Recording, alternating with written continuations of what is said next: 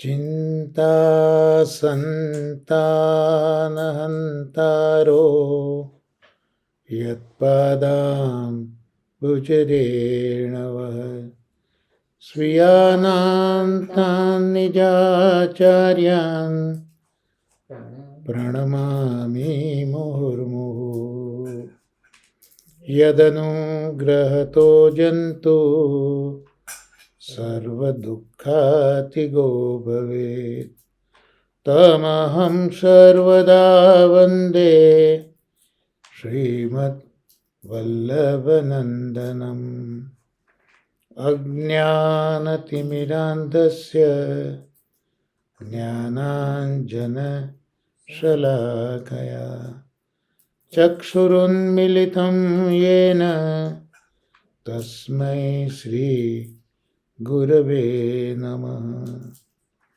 નમામિ હૃદયે શેષે લીલાક્ષીરાબ્ધિશાયિનં લક્ષ્મી સહસ્રલીલાભિ સેવ્યમાनं કલાનિધિં ચતુર્ભિશ્ચ ત્રિભિસ્તથં ષડ્ભિર્વિરાજતે યોऽસૌ પંચધા હૃદયે મમ.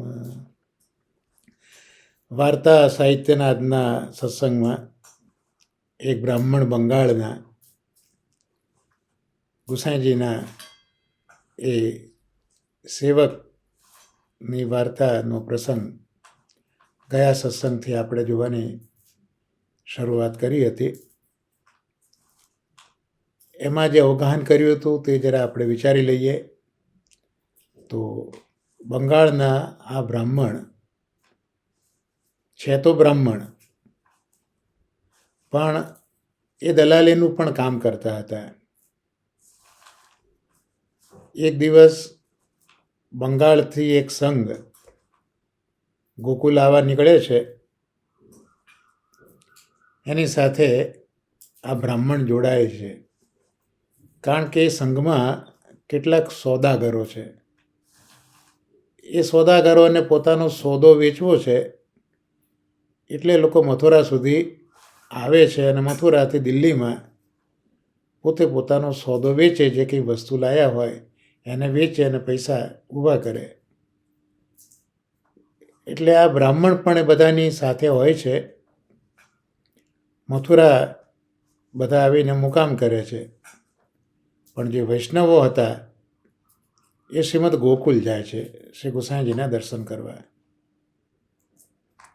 એટલે આ બ્રાહ્મણ પણ ગોકુલ જાય છે અને ત્યાં શ્રી ગુસાઈજી મહારાજ બિરાજ્યા છે, એના દર્શન કરે છે. એ સાથે જ શ્રી ગુસાઈજીએ જે અદ્ભુત સ્વરૂપ દર્શન કરાવ્યું, એટલે બ્રાહ્મણને થાય છે કે હું એમનો સેવક બની જાઉં.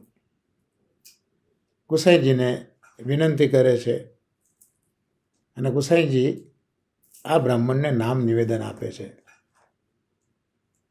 આપણે જોયું કે આ જે બ્રાહ્મણ છે એનું નિત્યલીલાનું જે સ્વરૂપ છે એ મૂળ રજો ક્ષત્રાણી જે 84 વૈષ્ણવ છે એના તામસ ભાવનું આ પ્રાગટ્ય આ બંગાળના બ્રાહ્મણ છે.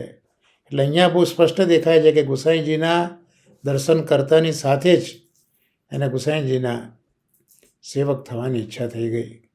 એટલે આ અલૌકિક તામસતાનો સ્વભાવ અહીંયા બહુ સ્પષ્ટ દેખાય છે. ગુસાઈજીના સેવક થયા પછી જે પેલા સોદાગરો આવેલા હતા એમનો માલ બધો એ વેચાવે છે ને એમાં એને દ્રવ્ય મળે છે.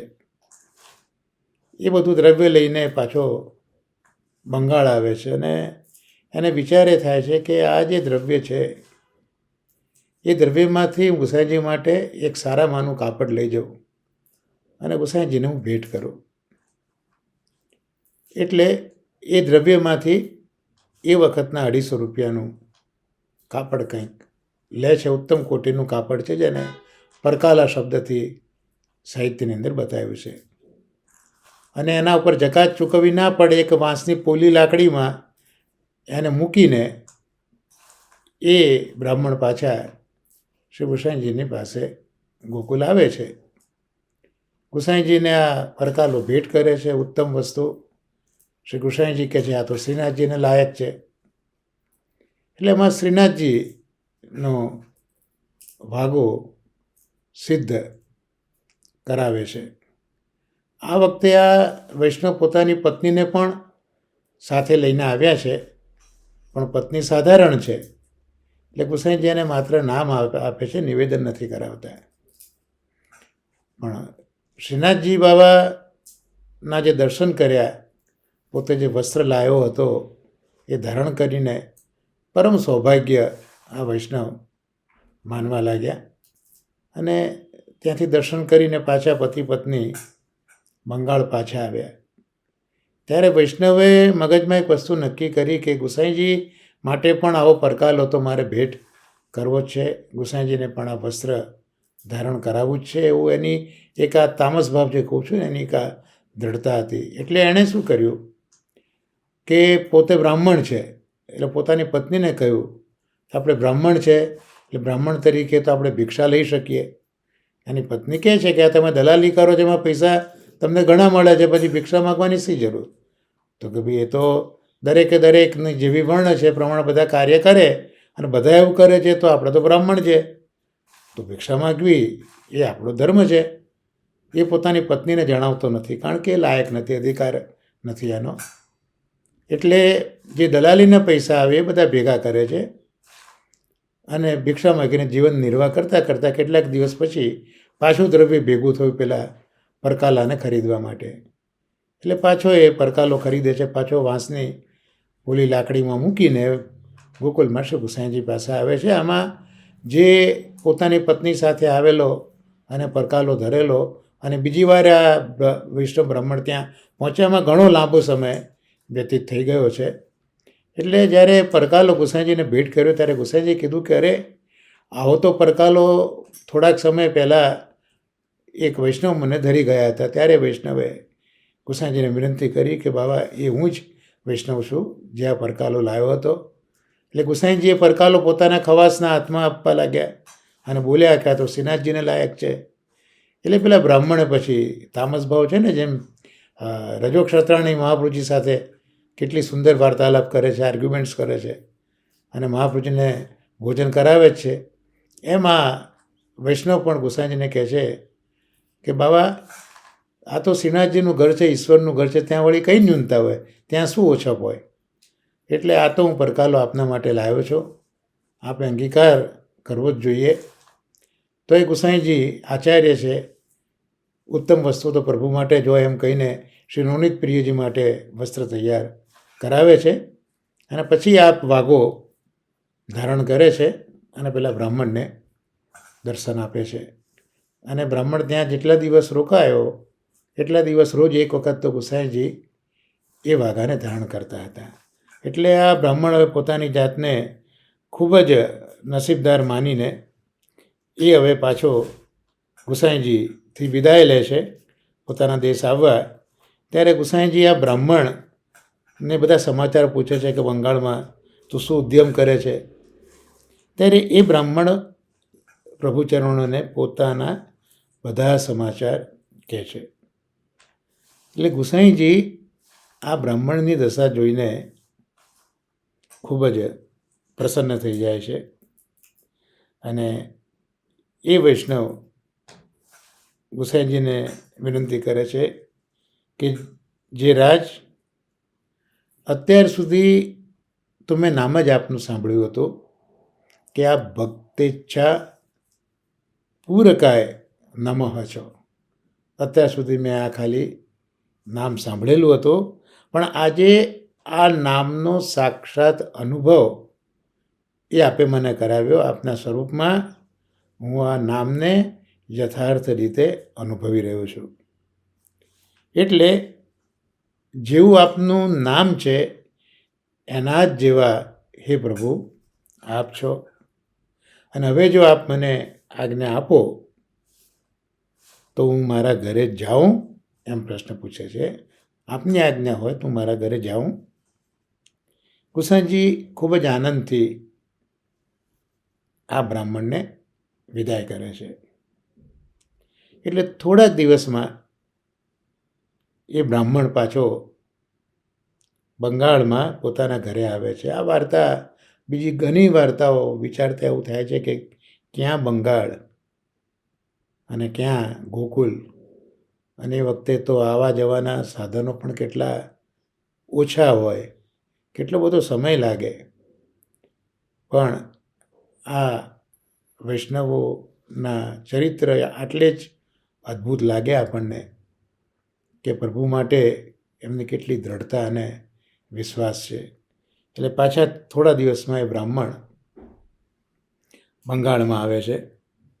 હવે જે દિવસે આ બ્રાહ્મણ બંગાળ આવીને પોતાના ઘરમાં પ્રવેશે છે તે દિવસે જ આ બ્રાહ્મણના પિતાના શ્રાદ્ધનો દિવસ હતો.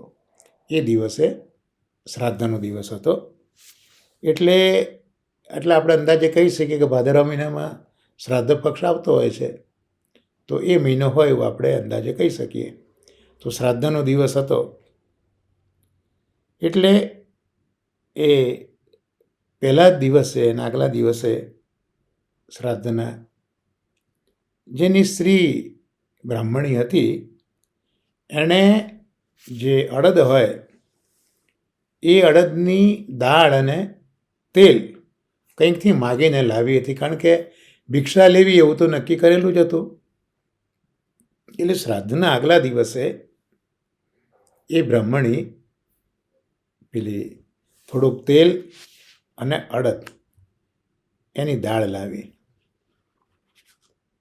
એ દાળને ભીંજવી દીધી, ભીંજવીને પીસી દીધી, અને પછી એ અડદની દાળના વડા કરતી હતી. બસ આને વડા કરવાની શરૂઆત કરી અને આ બાજુ બ્રાહ્મણ પોતાના ઘરે પહોંચ્યા. પેલી બ્રાહ્મણીએ પોતાના પતિને જોયો અને કહ્યું, કરે વાહ, તમે તો આજે ઘરે આવી પહોંચ્યા, કારણ કે આજે તો તમારા પિતાના શ્રાદ્ધનો દિવસ છે, એટલું હું આ વડા કરી રહી છું. બ્રાહ્મણી બ્રાહ્મણને કહે છે કે હવે તમે તૈયાર થઈ જાઓ, શુદ્ધ થાઓ, અને આ જે શ્રાદ્ધ કરવાનું છે એ શ્રાદ્ધ તમે ઝડપથી કરી આવો. ત્યારે બ્રાહ્મણ સ્ત્રીને કહે છે કે શ્રાદ્ધ દિવસ કેવો હોય? આ રીતનો પ્રશ્ન પૂછે છે કે શ્રાદ્ધ દિવસ કેવો હોય? શા માટે આવી રીતનું પૂછ્યું તે આપણે આ વાર્તામાં આગળ જોઈશું કે અહીંયા શું કહેવા માગે છે કે શ્રાદ્ધ દિવસ કેવો હોય છે. પછી જ્યારે રસોઈ થઈ રહી ત્યારે એ બ્રાહ્મણને કહે છે કે હવે તો રસોઈ સિદ્ધ થઈ ગઈ છે. હવે બ્રાહ્મણ સ્નાન કરે છે અને શ્રીનાથજીને ભોગ સમર્પે છે. આપણે આગળ જોયું ને, એને પ્રશ્ન પૂછ્યો કે શ્રાદ્ધ દિવસ કેવો હોય વળી, એટલે આ બ્રાહ્મણના મગજમાં આ જે કંઈ સામગ્રી સિદ્ધ થઈ છે એ શ્રાદ્ધ માટેની નથી, એવો ભાવ આની અંદર આપણે બહુ સ્પષ્ટ સમજી શકીએ છીએ. એટલે એને શ્રીનાથજીને ભોગ સમર્પ્યો. એટલે મનથી જ એમણે શ્રીનાથજીને ભોગ સમર્પ્યો છે. જે શ્રીનાથજીએ એના પરકાલાનો વાઘો ધારણ કરીને દર્શન આપ્યા હતા, એ જ સ્વરૂપનું અનુસંધાન કરીને પોતાને ત્યાં શ્રીનાથજીને પધરાવ્યા છે માનસી કરીને, અને શ્રીનાથજીને ભોગ સમર્પ્યો. વડા થોડાક જ હતા. એટલે પેલી બ્રાહ્મણ સ્ત્રીને પૂછે છે પોતાની કે ઘરમાં કંઈક મીઠાઈ છે ખરી? ત્યારે બ્રાહ્મણી કહે છે થોડોસો ગોળ છે આપણે ત્યાં, તો લાવ, ગોળ લાવ જલ્દી. બ્રાહ્મણી ગોળ લઈ આવી અને પાસે લાવીને ધરી દીધો. એટલે બ્રાહ્મણ હવે અતિ આનંદથી પ્રેમની અંદર મગ્ન થઈને શ્રીનાથજીનું ધ્યાન કરે છે. જે સ્વરૂપના દર્શન શ્રીનાથજી આપ્યા છે એ સ્વરૂપનું ધ્યાન કરે છે. માનસી પ્રકાર જ થયો ને, ધ્યાન કરે છે. એટલે પોતે ભેટ કરેલા વાઘાના દર્શન કરીને ગયો હતો એ જ સ્વરૂપને એ બ્રાહ્મણ પોતાના હૃદયમાં પધરાવે છે. અને પછી એ હૃદયમાં સ્વરૂપને પધરાવીને વિનંતી કરે છે કે મહારાજ, આ મારી પત્નીએ તો આ સામગ્રી લૌકિક બુદ્ધિથી કરી હતી, પણ હવે આપ આ સામગ્રીનો અંગીકાર કરશો. એટલે જ બ્રાહ્મણે જે પેલી બાઈને કહ્યું ને કે શ્રાદ્ધ દિન કેસો હોતે, એટલે એ બ્રાહ્મણના મગજમાં આ સામગ્રી શ્રાદ્ધ માટેની નથી એવો આ સીધો ભાવ અહીંયા સ્પષ્ટ થાય છે. ને એ જ વાત અહીંયા ઠાકોરજી આગળ કહે છે કે આણે તો લૌકિક બુદ્ધિથી કરી છે, પણ હવે તો આ સામગ્રીનો અંગીકાર આપે કરવો જ પડશે, કારણ કે બ્રાહ્મણનો ભાવ છે. એટલે એ વડા અને ગોળ ખૂબ ભક્તિભાવથી ઠાકોરજીની આગળ પેલો બ્રાહ્મણ ભોગ સમર્પે છે, વડા અને ગોળનો. એટલે શ્રીનાથજી ત્યાં ગિરિરાજ ઉપરથી અહીંયા બંગાળમાં આ બ્રાહ્મણના ઘરે પધાર્યા અને પેલા ધરેલા વડા અને ગોળ એ પેલા બ્રાહ્મણનો પ્રેમ જોઈને આરોગ્યા. સુંદર ભાવ પ્રકાશ શરીરાચરણો કરે છે કે ભાઈ આ વાર્તામાં તો બહુ મોટો સંદેહ છે. શું સંદેહ છે? કે ભાઈ આ બ્રાહ્મણે શ્રીનાથજીને સામગ્રી તો ધરી, પણ કઈ રીતે ધરી? કારણ કે આ તો શ્રાદ્ધની સામગ્રી હતી. શું શ્રાદ્ધની સામગ્રી શ્રીનાથજીને કઈ રીતે ધરી? આ મોટો સંદેહ શરીરાચરણો પૂછે છે. અને સંદેહ એટલા માટે મૂક્યો કે આચાર્યજીના માર્ગની રીતિથી આ તો વિરુદ્ધ વાત હતી. અને એ સામગ્રી શ્રીનાથજી આરોગ્યા પણ કેમ? તો ત્યાં આવો સંદેહ આપ જ ઉપસ્થિત કરીને એનો જવાબ શરીરાચરણો આપે છે કે આ સામગ્રી તો એ બ્રાહ્મણની સ્ત્રીએ શ્રાદ્ધના નિમિત્તથી કરી હતી, પણ બ્રાહ્મણના મનમાં તો શ્રાદ્ધનો સંકલ્પ હતો નહીં. શ્રાદ્ધ દિન કેસો હોતે એ જે પૂછ્યું ને, એટલે એના મનમાં તો શ્રાદ્ધનો સંકલ્પ હતો નહીં. અને બીજું, એ દિવસે ઘરમાં કશું હતું પણ નહીં. એટલે બ્રાહ્મણે શુદ્ધ ભાવથી આ સામગ્રી શ્રીનાથજીને ધરી દીધી. એટલે શ્રીનાથજી હવે એ બ્રાહ્મણની વિનતી અને એનો જે ભાવ એ જોયો, શુદ્ધ પ્રેમ જોયો બ્રાહ્મણનો, એટલે આ શ્રીનાથજી પ્રસન્ન થયા અને આરોગ્યા. એટલે આ માર્ગ એ શુદ્ધ પ્રેમનો માર્ગ છે, જ્યાં પ્રભુ પોતાનું ઐશ્વર્ય, પોતાના નીતિ નિયમો એ બધું એક બાજુએ અતિક્રમી જાય છે. તો પ્રસન્નતાથી શ્રીનાથજી બાબા આરોગ્યા. કેમ? તો શ્રીનાથજીનું નામ પણ ભક્ત મનોરથ પૂરક છે. જે શ્રી ગુસાઈજી છે એ જ ગુસાઈજી અહીંયા શ્રીનાથજી છે, ભક્ત મનોરથ પૂરક છે. એટલે જે કોઈ ભક્તિભાવથી શ્રીનાથજીને જે કંઈ ધરે છે એ પ્રભુ અવશ્ય આરોગ્ય જ છે.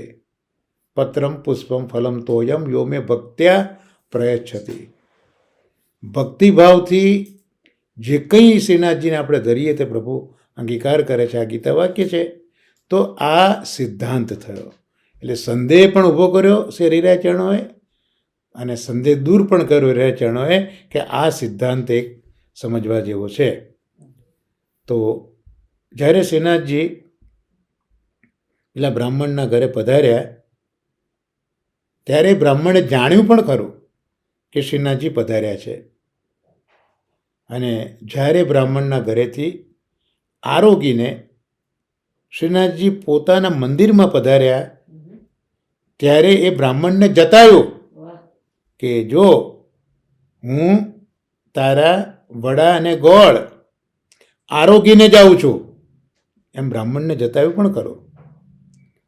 ત્યારે બ્રાહ્મણ પોતાના મનમાં ખૂબ પ્રસન્ન થયા અને પોતાના જન્મને સફળ કરીને માનવા લાગ્યા કે ધન્ય મારું ભાગ્ય છે કે મારા ઘરે શ્રીનાથજી પધારે અને શ્રી ગુસાઈજીની કાનીથી એ વડા અને ગોળ આરોગે. અને શ્રીનાથજી તો આના ઘરે જ્યારે પધાર્યા એ સમયે પર્વત ઉપર શું હતું, શું સમય હતો? તો એ વખતે પર્વત ઉપર મંદિરમાં શ્રી ગુસાઈજીએ શ્રીનાથજીને રાજભોગ સમર્પ્યો હતો. એટલે શ્રીનાથજી તો એ વખતે બ્રાહ્મણના ઘરે પધાર્યા હતા. એટલે ગુસાઈજી આ વાત જાણતા નહોતા. એટલે જ્યારે સમય થયો ત્યારે શ્રી ગુસાઈજીએ રાજભોગ સરાયો, આરતી કરી, અનુસર કર્યા અને પર્વતથી નીચે પધારીને આપ ભોજન કરીને વિશ્રામ કરવા લાગ્યા. એ સમયે હવે ગુસાઈજીને જ્યારે નિંદ્રા નહોતી આવી એટલામાં શ્રીનાથજી એક લાલ છડી લઈને શ્રીઅસ્તમાં ગુસાઈજીની પાસે પધાર્યા. શ્રી ગુસાઈજી દંડવત કરીને શ્રીનાથજીને પોતાના ગોદમાં પધરાવે છે, મુખ ઉપર ચુંબન કરે છે, કપોલ ઉપર હાથ ફેરવે છે અને પૂછે છે કે બાબા, આજે આવા અણગમા સાથે કેમ બિરાજો છો? કારણ કે હાથમાં લાલ છડી લઈને પધાર્યા છે ને, એટલે મુખ જોઈને જ ખ્યાલ આવી જાય કે બાબા આજે આવા અણગમા સાથે કેમ બિરાજો છો? એટલે ગુસાઈજીએ શ્રીનાથજી બાવાને પોતાના પર્યંકમાં પધરાવ્યા છે, ચૂમી લીધા છે, કપોલ પર હાથ ફેરવતા ફેરવતા પ્રેમથી પૂછી રહ્યા છે. ત્યારે શ્રીનાથજી ગુસાઈજીને કહે છે કે હું તો આજે ભૂખ્યો છું, હું તો આજે ભૂખ્યો છું. શ્રી ગુસાઈજી શ્રીનાથજીને પૂછે છે કે હમણાં તો તમે રાજભોગ આરોગ્યો છે અને હજી પણ જો આપની ઈચ્છા હોય આરોગવાની તો ચાલો, એ પણ હું કરી દઉં, એ પણ આપી દઉં. ત્યારે શ્રીનાથજી ગુસાઈજીને કહે છે કે હું તો રાજભોગ સર્યો એ પછી આવ્યો છું, એટલે રાજભોગ હું આરોગ્યો નથી. અહીંયા ભાવ પ્રકાશ કર્યો કે આનો અભિપ્રાય એ કે ભક્તોદ્ધારક સ્વરૂપથી નથી આરોગ્યો, સર્વોદ્ધારક સ્વરૂપથી આરોગ્યું છું. એટલે તમારા ભાવથી, એટલે હવે ગુસાઈજીના ભાવથી, સર્વોદ્ધારક ભાવથી, ભક્તોદ્ધારક ભાવથી હું હવે ભૂખ્યો છું. ગુસાઈજી વિસ્મિત થઈ ગયા, આશ્ચર્યમગ્ન થઈ ગયા અને પૂછ્યું કે બાબા, આવી રીતે આપ પધાર્યા ક્યાં હતા? શ્રીનાથજી ગુસાઈજીને કહે છે, તમારો પેલો સેવક બંગાળનો બ્રાહ્મણ, પેલો પરકાલાવાળો, એના ઘરે વડા અને ગોળ એ આરોગ્ય માટે હું તો પધાર્યો. ઠાકોરજીને હજી યાદ છે કે આ પરકાલાવાળો બ્રાહ્મણ, તો એ વડા અને ગોળારો ઘઉં તો પધાર્યો હતો અને તેના ઘરના બધા સમાચાર, આજે શ્રાદ્ધ પક્ષે જે આપણે પ્રસંગ વાંચ્યો, એ બધા સમાચાર શ્રીનાથજીએ ગુસાઈજીને કહ્યા. શ્રીનાથજીના વચન સાંભળીને ગુસાઈજીનું હૃદય ભરાઈ આવ્યું. પછી શ્રીનાથજી તો ગુસાઈજીની પાસેથી પર્વત ઉપર પોતાના મંદિરમાં પધાર્યા. બધા જ ભીતરિયાને સ્નાન કરાવીને આજ્ઞા કરી કે વેગથી રાજભોગની સામગ્રી બધા જ મળીને રસોઈ સિદ્ધ કરો. એટલે ભીતરિયા બધા મળીને રસોઈ કરવા લાગ્યા અને ગુસાઈજી સ્નાન કરીને પર્વત ઉપર મંદિરમાં પધાર્યા. શંખનાદ કરાયો.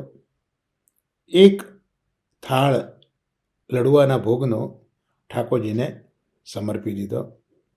અને એ જ વખતે રસોઈયાએ ગુસાઈજીને ખબર કરી કે મહારાજ, રસોઈ સિદ્ધ થઈ છે. એટલે ભોગ સરાવીને શ્રી ગુસાઈજીએ રાજભોગ શ્રીનાથજીને સમર્પ્યો.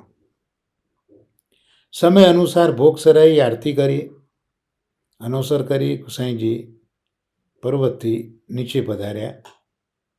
પોતાની બેઠકમાં બિરાજ્યા અને ત્યાં પેલો જે બંગાળી વૈષ્ણવ હતા એમને પત્ર લખ્યો અને બે વ્રજવાસીઓને એ પત્ર લઈને પેલા વૈષ્ણવની પાસે મોકલ્યા. એ પત્રમાં શ્રી ગુસાઈજી લખે છે કે આ દિવસે તે શ્રીનાથજીને શું સમર્પ્યું હતું, આનો પ્રતિઉત્તર તું મને લખીને મોકલજે. એટલે બે વ્રજવાસી બંગાળમાં આ વૈષ્ણવના ઘેર જઈને પહોંચ્યા. ધન્ય છે આ વ્રજવાસીને કે ગુસાઈજીની આજ્ઞાથી ગિરિરાજથી બંગાળ પહોંચ્યા છે આ પત્ર પાઠવવા માટે. ત્યારે એ વૈષ્ણવ બંગાળનો આ બે વ્રજવાસીને જોઈને અતિ પ્રસન્ન થઈ ગયો. પેલા વ્રજવાસીઓ ગુસાઈજીનો પત્ર આ બંગાળના વૈષ્ણવને હાથોહાથ આપે છે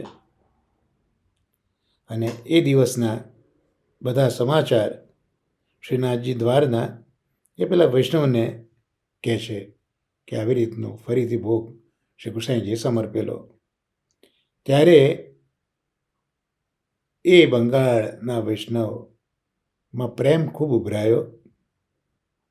ખૂબ જ ભક્તિભાવથી પ્રભુનો પત્ર એના માથે ચડાવી, દંડવત કરીને વાંચી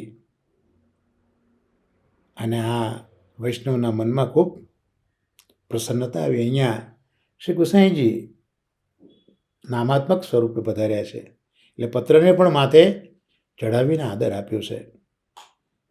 અને પત્ર વાંચ્યો, વૈષ્ણવને ખૂબ આનંદ થયો. એ જે વ્રજવાસી આવ્યા હતા એમની બરોબર વ્યવસ્થા ઉતરવાની કરી, સુંદર રસોઈ કરાવી, પ્રસાદ લેવડાવ્યો અને રાતના સમયે એ વૈષ્ણવે આ પત્રનો પ્રતિઉત્તર શ્રી ગુસાઈજીને લખ્યો. એમાં ઘણી રીતે શ્રી ગુસાઈજીને વિનંતી લખી અને એ દિવસે જે સર્વ પ્રકાર બન્યો હતો, શ્રાદ્ધના દિવસે ભાવ કરીને બોલાયેલા શ્રીનાથજી બાવાને, શ્રીનાથજી બાવા પધારેલા પેલો પરકાલો ધારણ કરીને, એ બધો જ વૃત્તાંત આ પત્રમાં વિનંતી કરીને લખ્યો. અને સાથે એ પણ લખ્યું કે મહારાજ, આ શ્રીનાથજી આપની કાનીને માનીને આ બધું આરોગ્યા છે. એટલે આપકી કાની તે સર્વ માની લ્યો. તમારી કાનેથી શ્રીનાથજીએ બધું માની લીધું છે એટલે મારું તો બહુ મોટું ભાગ્ય છે. અને આગળ લખ્યું કે જો રાજ, વડા તો બહુ થોડા હતા.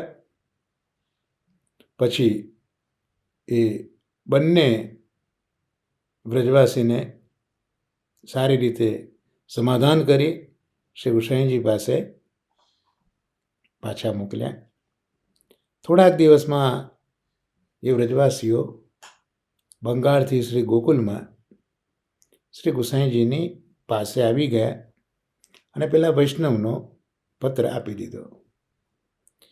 એટલે પેલા વૈષ્ણવનો પત્ર આપ કૃપા કરી શ્રી ગુસાઈજી વાંચે છે અને ગુસાઈજી પોતાના મનમાં આ પત્ર વાંચીને ખૂબ પ્રસન્ન થાય છે અને પછી એ પત્ર ચાચા હરિવંશજીને આપ્યો અને બધા સમાચાર શ્રી ગુસાઈજી હરિવંશજીને થયા, જે પેલા બંગાળના બ્રાહ્મણ સાથે થયું તે. તો આ સાંભળીને ચાચાજીનું હૃદય પણ ભરાઈ આવ્યો. તો આ જે બંગાળના બ્રાહ્મણ જેની વાર્તા આજે આપણે સંપન્ન કરીશું, એ ગુસાઈજીના આટલા કૃપાપાત્ર ભગવદી હતા. તો એમની વાર્તા આપણે ક્યાં સુધી કહીએ, તો આ સાથે એક બ્રાહ્મણ બંગાળના એ 13મી વાર્તા અહીંયા શ્રી ગુસાઈજીના અનુગ્રહથી અને આ બંગાળના બ્રાહ્મણ વૈષ્ણવની આશીર્વાદથી, કાનીથી આ પ્રસંગ અહીંયા આજે સંપન્ન થયો. હવે બીજો જે આપણો ભાગ છે તેમાં શ્રી હરિરાયજીનું શિક્ષાપત્ર એનું અવધાન આપણે કરીશું. અત્યારે ચોથું શિક્ષાપત્ર એનું અવગાહન આપણે કરી રહ્યા છે અને છેલ્લે 19મા શ્લોકમાં આપણે પ્રવેશ કર્યો હતો અને જોયું હતું કે શરણ એ જ મોટી વસ્તુ છે. જ્યારે અનવતાર દશા હોય ત્યારે મહાપુરુષના યોગથી શરણ થાય છે.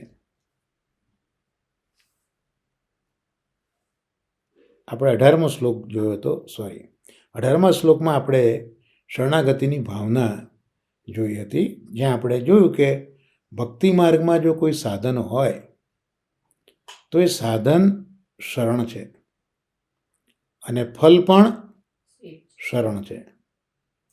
એટલે સર્વ ધર્મનો ત્યાગ કરીને જો આપણે ભક્તિ કરીએ તો સ્વતંત્ર ફલરૂપ શરણ પ્રાપ્ત થાય. 18મો શ્લોક આપણે જોયો હતો ને અત્યારના શરૂઆત કરી એમાં 19મા શ્લોકની વાત મારાથી થઈ ગઈ કે આ જે શરણ છે એ શરણ કઈ રીતનું, તો અનવતાર દશામાં તાદ્રશ મહાપુરુષના યોગથી શરણ થાય અને જો તેવા મહાપુરુષોની કૃપા થાય તો એ દ્વારરૂપ બને. તો અહીંયા શ્રી કૃષ્ણ જ્યારે પ્રગટ બિરાજતા હોય, અવતાર દશા હોય, ત્યારે તો કૃષ્ણનું શરણ પ્રસિદ્ધ છે જ, કારણ કે આ પ્રમેય બલથી, કૃપા બલથી શરણાગતિ સિદ્ધ કરે છે. તો જે કૃષ્ણની અવતાર દશા છે એમાં તો શરણ પ્રસિદ્ધ છે જ, પણ શ્રી કૃષ્ણની પરોક્ષ દશામાં, અનવતાર દશામાં શરણાગતિ કઈ રીતે સિદ્ધ થાય, તો આ હરિરાયચરણો સમજાવે છે. શ્રી ગોપેશજી એ દ્વારા સમજાવે છે કે આચાર્યજી દ્વારા આ શરણ સિદ્ધ થાય છે. શરણાગતિ એ તો સાધનને ફલ જોયું, પણ પ્રભુ બિરાજતા હોય, અવતાર દશા હોય ત્યારે તો બહુ સવાલ નથી, પણ પ્રભુની અનવતાર દશા હોય ત્યારે આ શરણ આચાર્યજી દ્વારા સિદ્ધ થાય છે. અને આચાર્યજીની પરોક્ષમાં પણ એ આચાર્યજીના ગ્રંથ વચનામૃત દ્વારા એ શરણાગતિ થાય છે. કે આ પુષ્ટિમાર્ગની એવી રીત છે કે શ્રી કૃષ્ણની પ્રાગટ્ય દશામાં પ્રસિદ્ધ શરણ છે અને પરોક્ષ દશામાં મહાપુરુષ અને ભગવદીઓએ મળીને શરણનો વિચાર કરવો જોઈએ. સેવા સમયે સાક્ષાત શરણ થઈ જાય અને અનુસરમાં જે સ્મરણ કરીએ ભગવદીઓ સાથે તો એ વખતે શરણ ભાવના, તો સેવા સમયે અને અનવસર બંને વખતે આ રીતે શરણાગતિ આપણી સિદ્ધ થાય એવો આ મહાપ્રભુજીનો માર્ગ છે. એટલે એવા ભગવદીઓની કૃપાથી ભગવદીય દ્વારા શરણ સિદ્ધ થાય છે. આમ સંયોગ અને વિપ્રયોગ એમ બે પ્રકારનું શરણ સિદ્ધ થઈ શકે છે. સેવામાં ચરણ સ્પર્શ કરીએ, નિત્ય તુલસી સમર્પીએ આ પ્રકારે સેવામાં સાક્ષાત શરણ છે અને ભગવદીય ભક્તો દ્વારા અંતઃકરણમાં શરણ થાય એ વિપ્રયોગાત્મક શરણ છે. તો આ 19મા શ્લોક ઉપર રમેશભાઈએ પણ ખૂબ સુંદર વિવેચન કર્યું છે. તેનું પણ જોડે આપણે થોડું અવગાહન કરી લઈએ કે આપણને એમ પ્રશ્ન થાય કે પ્રભુના ચરણારવિંદમાં શરણાગતિ કરવાની હોય તો શરણાગતિ કઈ રીતે થાય? તો એનો માર્ગ શ્રી હરિરાયચરણોએ બતાવ્યો કે પ્રભુ જ્યારે પ્રગટ સ્વરૂપે ભૂતલ ઉપર બિરાજે ત્યારે અવતાર દશા થાય. અને અવતાર દશામાં તો પ્રસિદ્ધ અને પ્રત્યક્ષ રીતે સરળતાથી શરણ પ્રાપ્ત થાય છે. એનું ઉદાહરણ આપ્યું કે જેમ વ્રજભક્તોને શરણાગતિનું દાન પ્રભુએ ચિરહરણ લીલા દ્વારા કર્યું. ગોપીજનોનો મનોરથ હતો રાસનો, પણ રાસ માટે સંસ્કાર કરવા પડે, તો પ્રભુએ ઉદ્યમ કર્યો છે અને આ ગોપીજનોને શરણાગતિનું દાન કર્યું છે ચિરહરણ લીલા દ્વારા. તો આ પ્રભુ જ્યારે પ્રત્યક્ષ બિરાજતા હતા ત્યારે શરણાગતિ આ રીતની હતી. પણ હવે પ્રભુ જ્યારે ભૂતલ ઉપર પ્રગટ બિરાજતા નથી ત્યારે આ તો અનવતાર દશા થઈ. તો અનવતાર દશામાં પરોક્ષ રીતે શરણાગતિ થાય. પ્રભુ બિરાજતા હતા તે પ્રત્યક્ષ શરણાગતિ જે આ વ્રજભક્તોને થઈ, વ્રજવાસીઓને થઈ. અને પ્રભુ જ્યારે નથી ત્યારે આ શરણાગતિ અનવતાર દશામાં પરોક્ષ રીતે પોતાના દૈવી જીવોને, નિજજનોને ભગવત શરણાગતિનું દાન પોતાના મુખારવિંદ સ્વરૂપ શ્રી મહાપ્રભુજી દ્વારા કરે છે. એટલે અનવતાર દશામાં કૃષ્ણ પોતાના મુખારવિંદ સ્વરૂપ શ્રી વલ્લભ દ્વારા આ ભગવત શરણાગતિનું દાન કરે છે. અને મહાપ્રભુજીની કૃપાથી જ આપણને અષ્ટાક્ષર મંત્ર મળ્યો અને બ્રહ્મ સંબંધ મંત્ર પણ મળ્યો.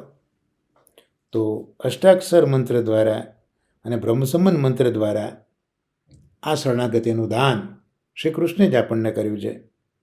શ્રી કૃષ્ણ શરણમ મમ એ અષ્ટાક્ષર મંત્ર દ્વારા આપણે શરણાગતિ સ્વીકારી છે. તસ્માત સર્વાત્મના નિત્યમ શ્રી કૃષ્ણ શરણમ મમ વદદ ભિરેવ સતતમ સ્થે મિત્તેવ મેમતી. એ આચાર્ય ચરણોની આજ્ઞા છે. તો આ રીતે આપણે શરણાગતિ મળી છે. એક કન્યા છે, એનો પતિ સાથે સંબંધ બાંધવા તત્પર થઈ. એ કન્યાનું વાગદાન થયું એટલે એનું સગપણ થયું. આમ અષ્ટાક્ષર મંત્ર દ્વારા જીવનું સગપણ, અલૌકિક વાગદાન પ્રભુ સાથે શ્રી મહાપ્રભુજી આપણને કરાવી આપ્યું છે. જીવે પ્રભુનું સ્મરણ, શરણ સ્વીકાર્યું કે હે શ્રી કૃષ્ણ, મારે તમારું શરણ છે. જે આપણે પંચાક્ષર બોલીએ છીએ, હે શ્રી કૃષ્ણ, મારે તમારું શરણ છે, બીજા કોઈનું હવે શરણ નથી. શરણાગતિનો આ પાયો થયો, આ પ્રારંભ થયો. જેમ વિવાહિતા કન્યાના લગ્ન થાય અને સાસરવાસ કરે એ વખતે પોતાના પતિની સેવા કરે, પતિને પ્રસન્ન કરે, એમ બ્રહ્મ સંબંધ રૂપી અલૌકિક લગ્ન દ્વારા જીવની શરણાગતિ દ્રઢ થાય છે. પ્રભુ સાથે આપણો અલૌકિક લગ્ન સંબંધ સ્થાપિત થાય છે. હવે આપણી ફરજ બની રહે છે કે એ પ્રભુના ચરણનું શરણ સ્વીકાર્યું છે તો એમને ઘેર પધરાવીએ, મહાપ્રભુજીની આજ્ઞા પ્રમાણે જાતે સેવા કરીએ, લાડ લડાવીએ. કારણ કે ભગવદ રૂપ સેવાર્થમ તત્સૃષ્ટિર નાન્યથા ભવેત. પુષ્ટિ પ્રવાહ મર્યાદા ગ્રંથમાં શ્રી મહાપ્રભુજીએ પોતાના વૈષ્ણવનું કર્તવ્ય બતાવ્યું છે કે આ પુષ્ટિ સૃષ્ટિ એ ભગવદ રૂપની સેવા માટે જ પ્રગટ કરેલી છે. તો આ વૈષ્ણવ સમાજ, આ દૈવી સૃષ્ટિ એ કેવળ ભગવદ સ્વરૂપની સેવા માટે જ પ્રગટ થઈ છે. એનાથી ચડિયાતો એ સૃષ્ટિના પ્રાગટ્યનો બીજો કોઈ હેતુ કોઈ કાળે નથી. આમ અનવતાર દશામાં શ્રી આચાર્ય ચરણ દ્વારા ભગવત ચરણમાં જીવના શરણની સિદ્ધિ થાય છે. એટલે આ 19મો શ્લોક જે છે, પરોક્ષે શરણમ તાદં મહાપુરુષ યોગત કૃપા ચેતા દૃશાનામ હિ તદા તત્ દ્વારકમ ભવેત. એટલે પરોક્ષ એટલે અનવતાર દશામાં. કારણ કે 18મા શ્લોકમાં આપણે કૃષ્ણની શરણાગતિનું જોયું, પણ એ કૃષ્ણ જ્યારે નથી બિરાજતા એ પરોક્ષ અવસ્થામાં તો શું, તો જે મહાપુરુષ છે એ મહાપુરુષની કૃપાથી જ, એમના યોગથી જ શરણ સિદ્ધ થાય છે. એટલે એવા મહાપુરુષોની જે કૃપા છે એ દ્વારરૂપ બની જાય છે. એટલે જો શ્રી ગોકુલનાથજી મહારાજ, શ્રી હરિરાયજી, શ્રી પુરુષોત્તમજી લેખવાળા પોતાની જાતને ગુરુ દ્વાર તરીકે ઓળખાવે છે. એ પોતે ગુરુ નથી, પણ ગુરુ સુધી પહોંચાડવાનું દ્વાર છે. એમ અહીંયા જો મહાપ્રભુજી કૃપા કરે તો મહાપ્રભુજી પણ ઠાકોરજીની શરણાગતિ આપણને પ્રાપ્ત થાય એનું દ્વાર બની જાય છે. તો આ 19મો શ્લોક આપણે જોયો. હવે એના અનુસંધાનમાં 20મો શ્લોક આપણે જોઈએ. તેષામપી તુપારોક્ષે તદુક્તૈર વચનૈ સ્વતઃ તત્પ્રકાશિત માર્ગૈક સ્થિતો ભવતિ સર્વથા. જે 19મા શ્લોકમાં જે તાદૃશ પુરુષો કયા જેમના દ્વારા પ્રભુની શરણાગતિ સિદ્ધ થાય છે, એ પુરુષો વિદ્યમાન હોય ત્યારે એ આપણા દ્વાર બની ગયા શરણાગતિના. પણ માનો કે એ પણ અત્યારના ભૂતલ ઉપર ન બિરાજતા હોય તો શું કરવું?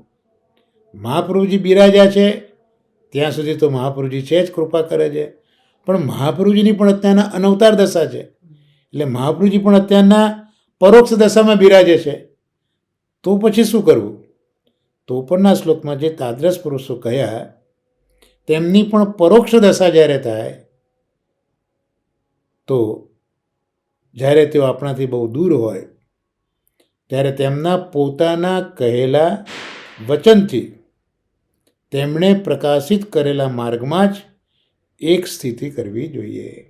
એટલે શ્રી મહાપ્રભુજી અત્યારના પ્રત્યક્ષ નથી, પરોક્ષ છે. તો આપે જે આજ્ઞાઓ કરી છે એ કરેલી આજ્ઞા પ્રમાણે આ માર્ગમાં સ્થિતિ કરીએ તો પણ આપણું શરણ સર્વ સિદ્ધ થશે. કારણ કે જે કંઈ આજ્ઞાઓ છે એ પણ મહાપ્રભુજીની આજ્ઞા છે, એટલે પણ શ્રી વલ્લભ સ્વરૂપ જ છે એવું અહીંયા આપણે સમજાવે છે. તો ગોપીશજી સમજાવે છે કે ઉપરના શ્લોકમાં કહ્યું કે સંયોગમાં સાક્ષાત શરણ અને પરોક્ષમાં ભગવદીઓને એકત્ર થઈ અને શરણ ભાવના કરવી જોઈએ.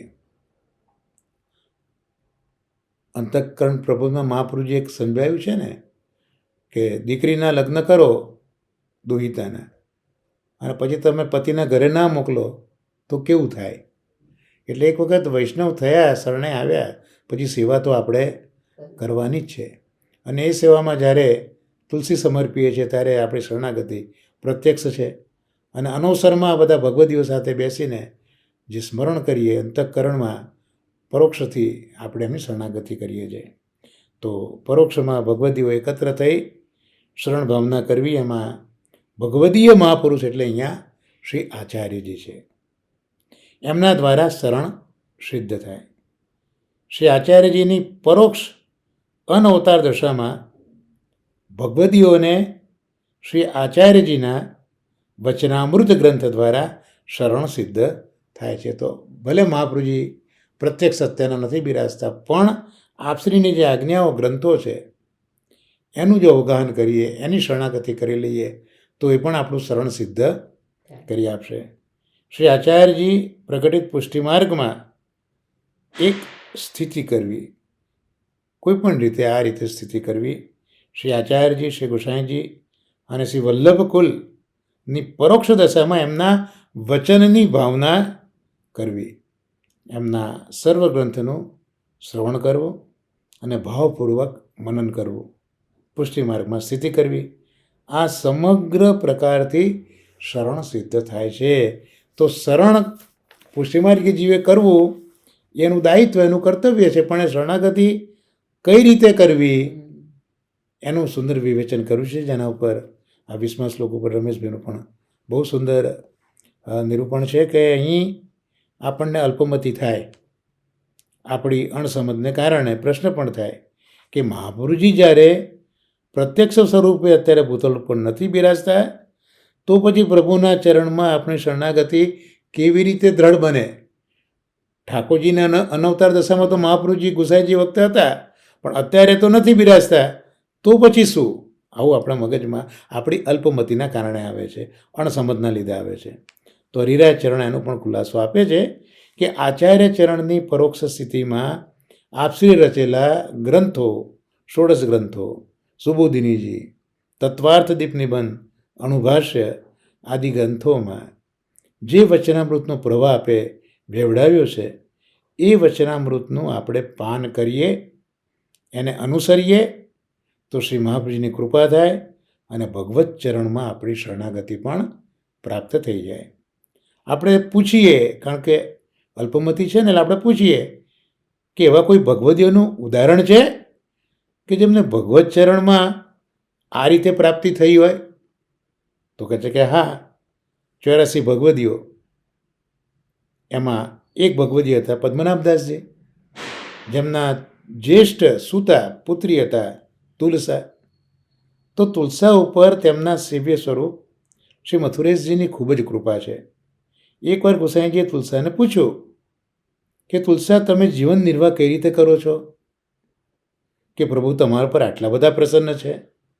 ત્યારે દિનભાવે તુલસા વિનંતી કરે છે કે મહારાજ, મારાથી તો કાંઈ બનતું નથી, હું તો પેટ ભરીને ખાઉં છું અને રાત્રે નિરાંતે ઘસઘસાટ ઊંઘું છું, અને આ બંને કરતાં જે કંઈ ફુરસદનો સમય મળે એમાં મહાપ્રભુજીના ગ્રંથોનો પાઠ કરું છું. એટલે મહાપ્રભુજી અનવતાર દશામાં મહાપ્રભુજીએ કરેલા ગ્રંથોનું અધ્યયન એને શરણાગતિ સિદ્ધ કરાવી, એવું અહીંયા રમેશભાઈએ ખૂબ સુંદર ઉદાહરણ આ વાતનું મૂક્યું છે કે મહાપ્રભુજીના અનવસર સમયે એમના ગ્રંથો જ આપણો કલ્યાણ કરનારા છે. એનું એક સુંદર દ્રષ્ટાંત અહીંયા જોયું આપણે.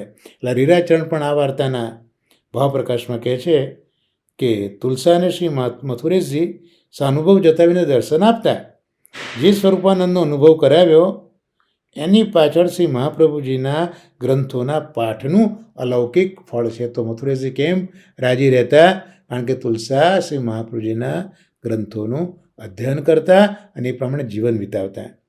હરિરાજચરણ ત્યાં બહુ જ સ્પષ્ટ આજ્ઞા કરે છે કે મહાપ્રભુજીના ગ્રંથોનો, શ્રી મહાપ્રભુજીની અલૌકિક વાણીનો જે વૈષ્ણવ અર્થના અનુસંધાનપૂર્વક, શ્રદ્ધા અને વિશુદ્ધ બુદ્ધિપૂર્વક પાઠ કરે, એના ઉપર શ્રી ઠાકોરજી તુલસાના જેવી જ કૃપા કરે છે અને તેઓ સાનુભાવ જતાવે છે.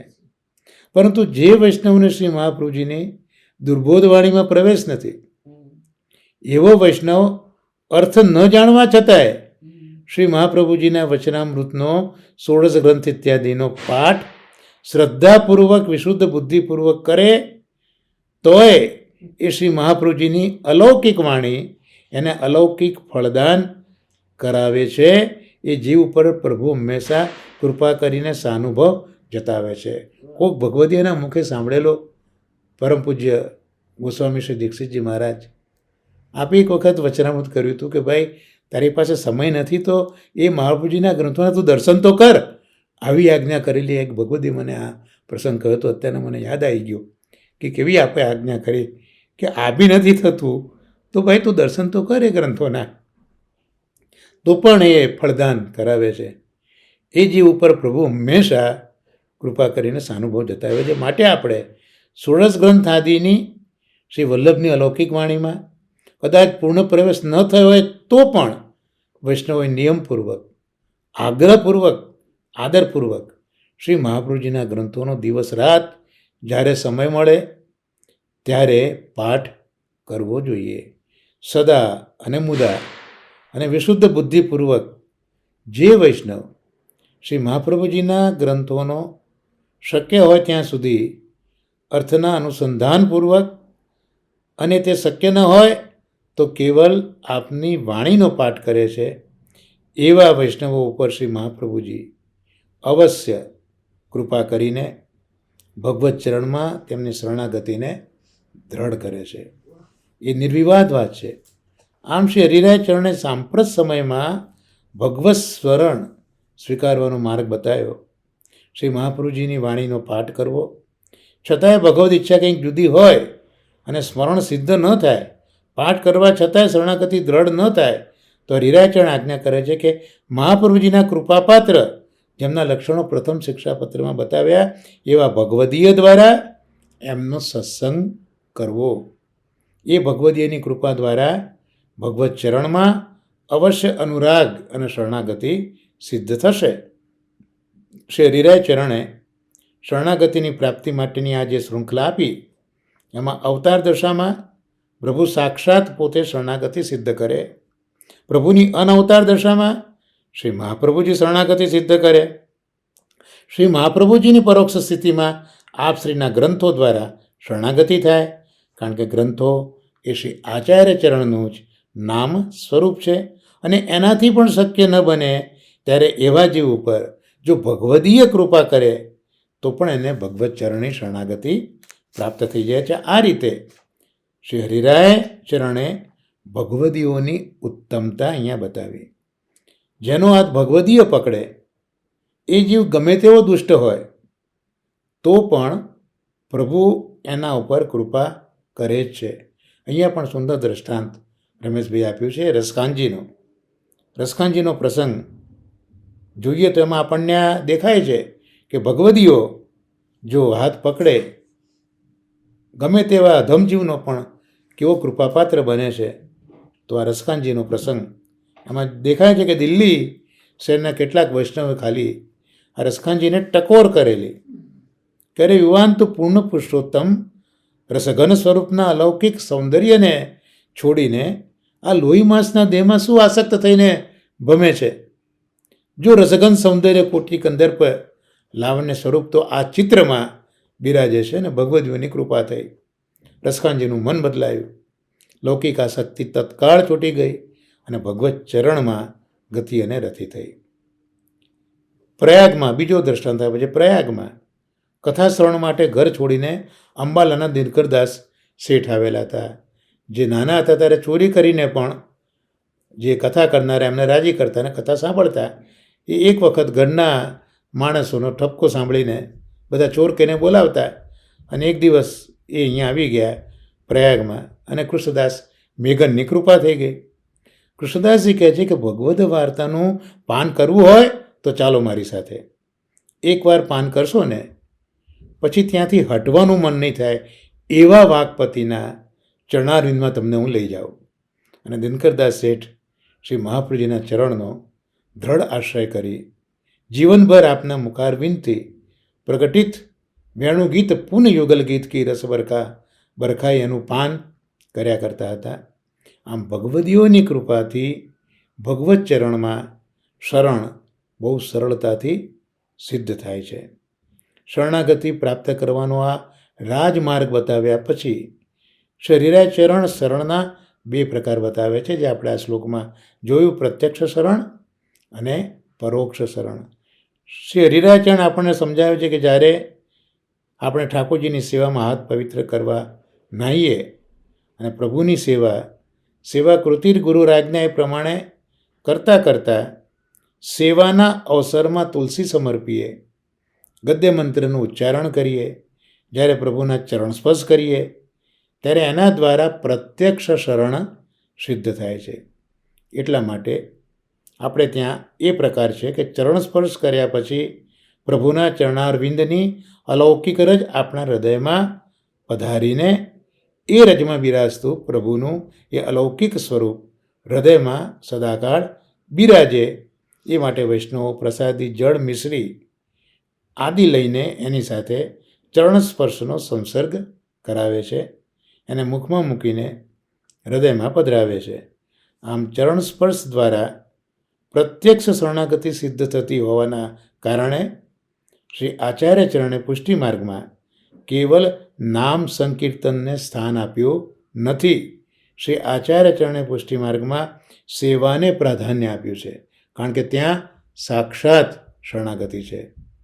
અને સેવાનો અનુકલ્પ બતાવ્યો સ્મરણ. આપે સ્મરણને પ્રાધાન્ય આપ્યું નથી. આપણે શ્રી વલ્લભના 16 ગ્રંથને વાંચીએ તો સમજાશે કે એવો એક પણ ગ્રંથ નથી કે જેમાં પોતે સેવા માટેની આજ્ઞા કરી ન હોય. આમ સેવા દ્વારા પ્રત્યક્ષ શરણે સિદ્ધ થાય છે. અને બીજો પ્રકાર પરોક્ષ શરણનો, તો વિપ્રયોગની ભાવના દ્વારા પ્રભુના ચરણારવિંદને હૃદયમાં સ્થિર કરવા જોઈએ. ભગવદીઓ સાથે મળીને શરણાગતિની ભાવના કરવી જોઈએ. બ્રહ્મ સંબંધ મંત્રનું રહસ્ય સમજવું જોઈએ. માટે પરોક્ષ શરણ સિદ્ધ કરવા આચાર્ય ચરણે આપણને માર્ગ બતાવ્યો. નિવેદનમ તુ સ્મર્તવ્યમ સર્વથા તાદૃશૈ જનૈ. તાદૃશી ભગવદીઓની સાથે મળીને નિવેદન મંત્રનું અર્થાનુસંધાન વિચારવું જોઈએ.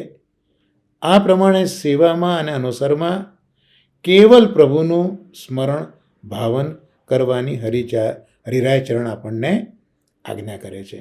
એટલે સેવાકાલીન સમયમાં પંચાક્ષર મંત્ર દ્વારા અને અનુસર સમયમાં અષ્ટાક્ષર મંત્ર દ્વારા શરણાગતિનું ચિંતન અને ભાવન કરવું જોઈએ. તો આ સાથે આજનો આપણો આ વાર્તા સાહિત્યનો પ્રસંગ અને શિક્ષાપત્રનો પ્રસંગ એને અહીંયા આપણે વિરામ આપીએ. શ્રીનાથજીના ચરણોમાં નિવેદિત કરીએ. આશ્રયપદના ગાન સાથે આપણે સાથે બોલીશું.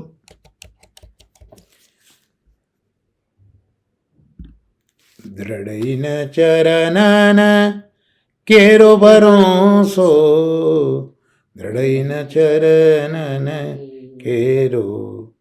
શ્રી વલ્લભનક ચંદ્ર છટા બિન સબ જુગમાં જ અંધેરો ભરોસો, દ્રઢઈન ચરનન કેરો.